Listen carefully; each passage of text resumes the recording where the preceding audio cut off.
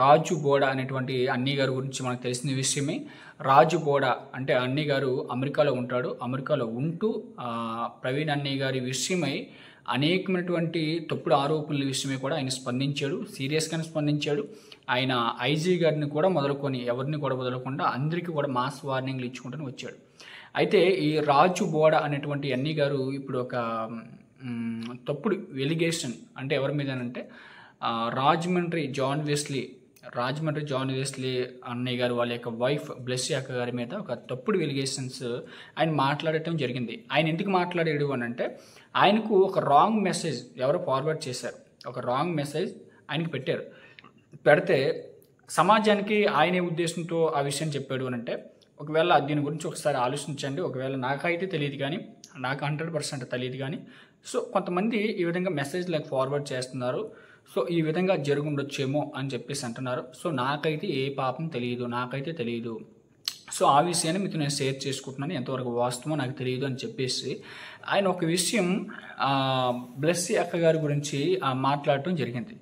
ఏమని మాట్లాడాడు ఒకసారి మనం ఆలోచించగలిగితే బ్లెస్సీ అక్క గారి గురించి చూడండి. ఆయన ఏమని మాట్లాడాడు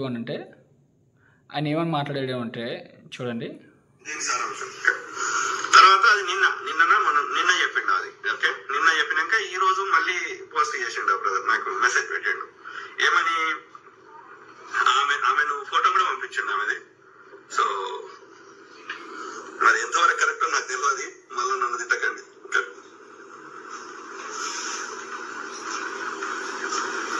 నాకు తెలియదు, నేను ఆమె గురించి మిగతా ముచ్చట అవుతా. ఓకే, ఏమని రాసిండు from Karunakar Suguna 3 months back before the murder of Praveen, just one week before Praveen Pagadala informed the date, Karunakar was informed and made required arrangements. ఏమర్థమైంది ఇందులో? విషయం ఏంటంటే ప్రవీణ్ పగడాల గారిని చంపడానికి 3 months బ్యాక్ అంటే 3 నెలల క్రితమే ఆయన చంపడానికి ఒక ప్లాన్ చేసుకొని కరుణాకర్ సుగుణ అన్నట్టు వాడు 10 lakhs అంటే 10 lakhs బ్లెస్సీ అక్కగారాలకి కూడా ఇచ్చాడు అన్నట్టుగా ఒక మెసేజ్ ఎవడో ఫార్వర్డ్ చేశాడట. అలా ఇచ్చిన తర్వాత ఆయన మరణానికి ముందు ఒక 1 week ప్లాన్ చేసుకొని ఒక డేట్ ఫిక్స్ చేసుకొని అతన్ని వీళ్ళు ఇన్వైట్ చేస్తున్నట్టుగా ఎవరు జాన్ వెస్లీ అన్న వాళ్ళు కూడా ఏదో వాళ్ళ చర్చిలో మెసేజ్ చెప్పడానికి మొత్తానికి సంథింగ్ దేనికో ఆ విధంగా 10 lakhs 3 నెలల కిందటే ఆ కరుణాకర్ సుగుణ గారు చేసినట్టుగా ఒక వారం కిందట ఆయన మరణించి ఒక వారం కిందట వీళ్ళు మెసేజ్ చెప్పడానికి రండి అని ఆహ్వానిస్తున్నట్టుగా ఆ విధంగానే చంపేశారు, ఒక మర్డర్ ప్లాన్ చేశారు అని ఒక మెసేజ్ ఎవరికి రాజు బోడ అనేటువంటి అన్నయ్యకి ఎవడో ఫార్వర్డ్ చేశాడు. అయితే ఈ విషయం నాకైతే తెలియదు కానీ, సో నాకు ఏం తెలియదు, నన్ను మీరు తిట్టకండి అని చెప్తూ ఆయన నిష్కల్మషంగానే మాట్లాడాడు. నేరారోపణ చేయలేదు, నిష్కల్మషంగానే మాట్లాడాడు. అయితే ఇక్కడ విషయం ఏంటి అంటే ఇప్పుడు రాజుబోడ అన్ని గారు ఏమని చెప్పారు అంటే రాజుబోడ అన్ని గారు కొన్ని విషయాలు తెలుసుకోవాలి ఇక్కడ. ఎందుకంటే ఇప్పుడు వాళ్ళు పరిచర్య కానివచ్చు, వాళ్ళ యొక్క మినిస్ట్రీలో చేస్తున్నటువంటి కార్యక్రమాలు కానివచ్చు, వీళ్ళు చాలా కోట్ల రూపాయలు ఖర్చు పెట్టి అనాథ పిల్లలు కానివచ్చు కొన్ని వాళ్ళు పరిచర్యలు చేస్తున్నారు పేదవారికి.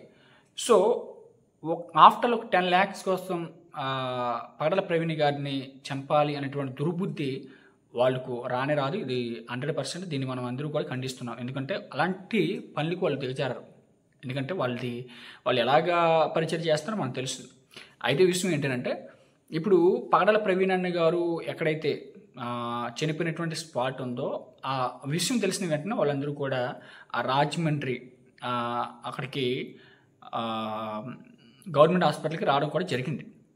వాళ్ళు వచ్చిన తర్వాత బ్లెస్సీ అక్క గారు కూడా అక్కడే ఒక 3 hours అక్కడ కూడా వెయిట్ చేయడం జరిగిందంట. సో ఇవన్నీ కూడా వాళ్ళు పగడల ప్రవీణ్ అన్న గారి మీద ఉన్నటువంటి అభిప్రాయం ఏంటి అని అంటే ఒకసారి జాన్ వెస్లీ అన్నయ్య గారు వాళ్ళ యొక్క బ్రదర్ పగడల ప్రవీణ్ అన్న గారిని ఇన్వైట్ చేశారు వాళ్ళు కూడా.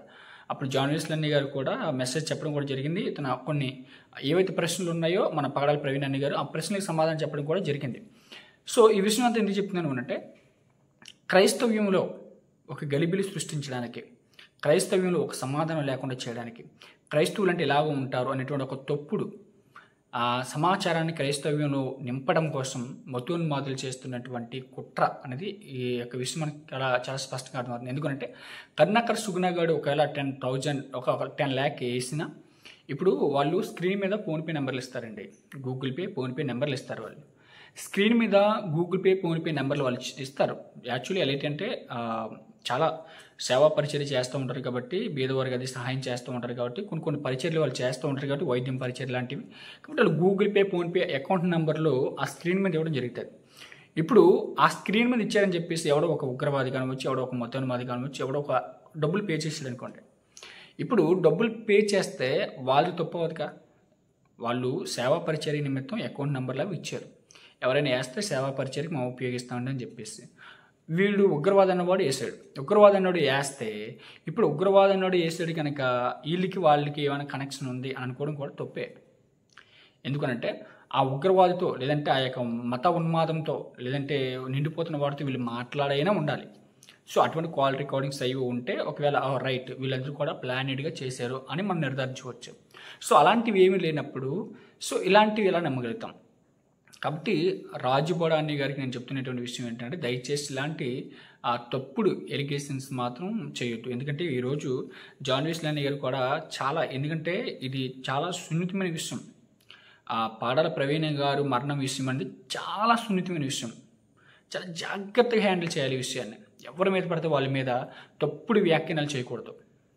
ఇది ఎవరైనా సరే తప్పుడు వ్యాఖ్యానాలు చేయకూడదు. అంటే రాజు బోడాని గారు అనే కాదు, ఎవరి మీద కూడా తప్పుడు వ్యాఖ్యానాలు చేయకూడదు. అది విషయం ఎంత అని ఆలోచించాలి. మీడియా ముందుకు వచ్చి అస్సలు మాట్లాడే పని చేయకూడదు. ఎందుకంటే వాళ్ళు ఎంతో విస్తృతమైనటువంటి పరిచయం చేస్తున్నారు. సో ఇలాంటి ఎలిగేషన్స్ వాళ్ళ మీద వెళ్ళినప్పుడు వాళ్ళకు ఒక బ్యాడ్ ఒపీనియన్ అనేది ప్రజల్లో ఏర్పడుతుంది వాళ్ళ గురించి. కాబట్టి ఆలోచించండి. ఎంత మాత్రం కూడా ఇది యాక్సెప్టబుల్ కాదండి, ఎప్పుడు అంగీకరించడం. ఎందుకంటే అసలు 10 లక్షల కోసం వాళ్ళు కక్కుర్తిపడి వాళ్ళు అలాంటి పని చేస్తారు అని అంటే అస్సలు తప్పుడు వ్యాఖ్యానం అది. దయచేసి ఆ విషయంలో కూడా రాజు బోడా అనేటువంటి అన్ని గారు కూడా ఆయన రిలీజ్ అయ్యాడు, నేను తప్పుగానే తెలుసుకోకుండా మాట్లాడేసానని చెప్పేసి. సో జాన్ వెస్లీ గారు కూడా దయచేసి మంచి మనసుతో, మనందరూ క్రైస్తవులం కాబట్టి దేవుని బిడ్డలం కాబట్టి ఆయన మీద ఎటువంటి కేసులు కూడా మీరు పెట్టకుండా దయచేసి మంచి మనసుతో ఆయన క్షమించండి. ఎందుకంటే ఆయన కూడా రిలీజ్ అయ్యాడు కనుక వీడియో డిలీట్ చేశాడు. దయచేసి మీరు కూడా మంచి మనసుతో దయచేసి ఈ విషయాన్ని అంగీకరించండి. ఎందుకంటే క్రైస్తవులు ఎవరు కూడా నమ్మర్లేండి అలాంటి పని మీరు చేస్తారని. దయచేసి మీరు ఎట్టి పరిస్థితుల్లో కూడా ఫీల్ అవ్వద్దు. అయితే ఈ విషయం ఏంటంటే కొంతమంది మతోన్మాదులు ఆయన్ని ప్రేరేపింపక ఆయన ఆ విధంగా మాట్లాడాడు అనే విషయం ఆయన మాటలను స్పష్టంగా మనకు అర్థమవుతుంది. ఎందుకంటే నాకు తెలియదండి, దయచేసి మీరు ఎవరు కూడా నన్ను తిట్టొద్దు. అయితే ఇలాగ అంటున్నారు, ఇది విషయం అని చెప్పేసి ఆయన అన్నారు. కాబట్టి ఈ విషయం యావత్తు క్రైస్తవ సమాజం ఆలోచించాలి. ఎవరు కూడా తప్పుడు ఎలిగేషన్స్ ఎవరి మీద కూడా వేయొద్దు.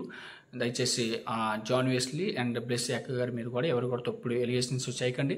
వాళ్ళు ఎంత పరిచయం చేస్తున్నారండి అందరికీ తెలిసిన విషయం. వాళ్ళు పేదవారికి మెడిసిన్ కానివచ్చు, అలాగే వాళ్ళకి ఫుడ్ కానివచ్చు, అలాగే కొన్ని వాళ్ళకి వచ్చినటువంటి దేవుని యొక్క పరిచర్యలు దేవుని సేవ చేస్తున్నారు. God bless you. వాళ్ళ పరిచర్య దీవించబడాలి, వాళ్ళ పరిచర్య ఆశీర్వదించబడాలి, ఇంకా దేవుని కొరకు వాళ్ళు బహుగా వాడబడాలని ప్రభువైన యేసుక్రీస్తు నామములో హృదయపూర్వకంగా నేను వారి గురించి మీ అందరికీ కూడా మనం చేస్తున్నాను. ప్రతి ఒక్కరు కూడా ఆయన గురించి ప్రార్థన చేయండి. గాడ్ బ్లెస్ యూ అండి. థ్యాంక్ యూ అండి.